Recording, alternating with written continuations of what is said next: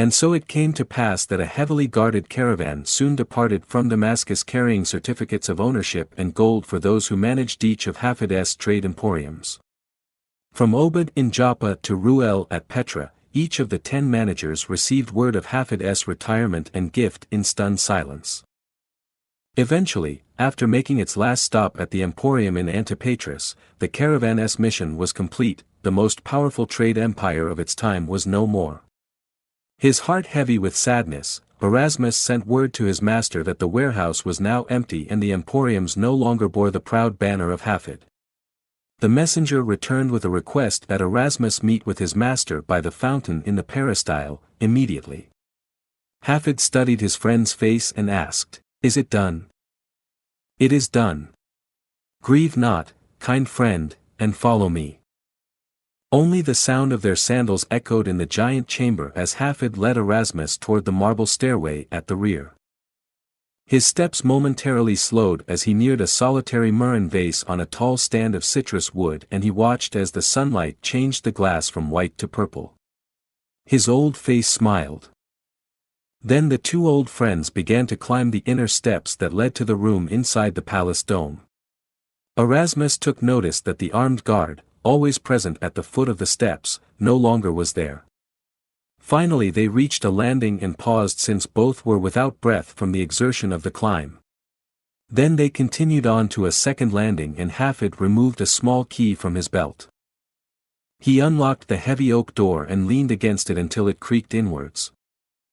Erasmus hesitated until his master beckoned him inside, and then he stepped timidly into the room to which no one had been allowed admission for over 3 decades.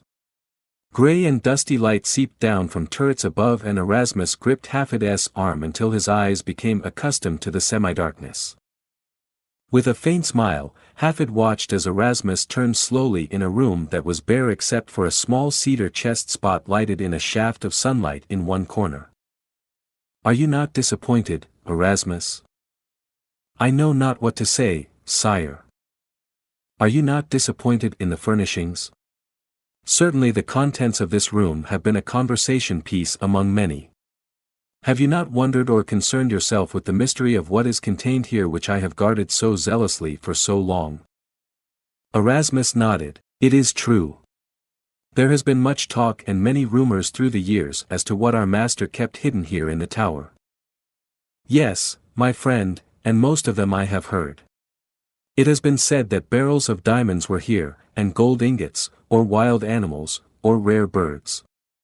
Once a Persian rug merchant hinted that perhaps I maintained a small harem here. Lisha laughed at the thought of me with a collection of concubines. But, as you can observe, there is nothing here except a small chest. Now, come forward." The two men crouched beside the chest and Hafid carefully proceeded to unroll the leather strapping which encircled it. He inhaled deeply of the cedar fragrance from the wood and finally he pushed against the cover and it quietly sprung open. Erasmus leaned forward and stared over Hafid's shoulder at the trunk's contents. He looked at Hafid and shook his head in bewilderment. There was nothing inside the trunk but scrolls. Leather scrolls. Hafid reached inside and gently removed one of the rolls. Momentarily he clasped it to his breast and closed his eyes. A quiet calmness settled over his face, brushing away the lines of age. Then he rose to his feet and pointed toward the chest, were this room filled to its beams with diamonds, its value could not surpass what your eyes behold in this simple wooden box.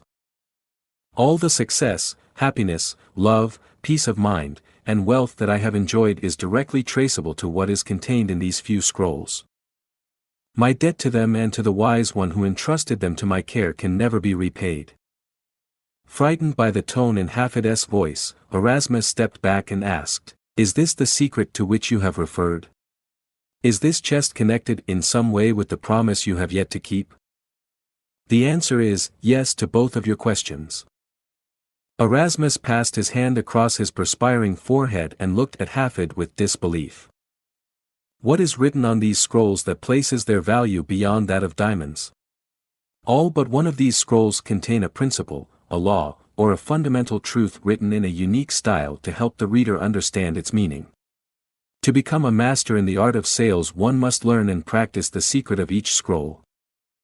When one masters these principles, one has the power to accumulate all the wealth he desires. Erasmus stared at the old scrolls with dismay.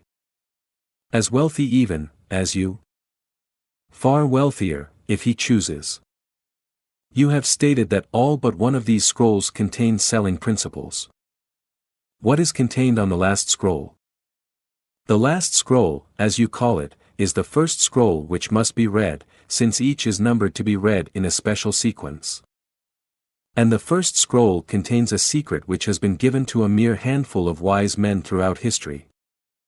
The first scroll, in truth, teaches the most effective way to learn what is written on the others. It seems to be a task that anyone can master. It is, indeed, a simple task provided one is willing to pay the price in time and concentration until each principle becomes a part of one's personality, until each principle becomes a habit in living. Erasmus reached into the chest and removed a scroll. Holding it gently between his fingers and his thumb, he shook it toward Hafid. "Forgive me, master, but why is it that you have not shared these principles with others, especially those who have labored long in your employ? You have always shown such generosity in all other matters. How is it that all who have sold for you did not receive the opportunity to read these words of wisdom and thus become wealthy too? At the very least, all would have been better sellers of goods with such valuable knowledge. Why have you kept these principles to yourself for all these years?" "I had no choice. Many years ago, when these scrolls were entrusted to my care, I was made to promise under oath that I would share their contents with only one person. I do not yet understand the reasoning behind this strange request. However, I was commanded to apply the principles of the scrolls to my own life, until one day someone would appear who had need for the help and guidance contained in these scrolls far more than I did when I was a youth. I was told that through some sign I would recognize the individual to whom I was to pass the scrolls, even though it was possible that the individual would not know that he was seeking the scrolls. I have waited patiently, and while I waited I applied these principles as I was given permission to do. With their knowledge I became what many call the greatest salesman in the world, just as he who bequeathed these scrolls to me was acclaimed as the greatest salesman of his time. Now, Erasmus, perhaps you will understand, at last, why some of my actions through the years seemed peculiar and unworkable to you, yet they proved successful. Always were my deeds and decisions guided by these scrolls. Therefore, it was not through my wisdom that we acquired so many gold talents. I was only the instrument of fulfillment. Do you still believe that he who is to receive these scrolls from thee will appear after all this time?" "Yes." Hafid gently replaced the scrolls and closed the chest. He spoke softly from his knees. "Will you stay with me until that day, Erasmus?" The bookkeeper reached through soft light until their hands clasped. He nodded once and then withdrew from the room as if from an unspoken command from his master. Hafid replaced the leather strapping on the chest and then stood and walked to a small turret. He stepped through it out onto the scaffold that surrounded the great dome. A wind from the east blew into the old man's face, carrying with it the smell of the lakes and the desert beyond. He smiled as he stood high above the roof tops of Damascus, and his thoughts leaped backwards through time.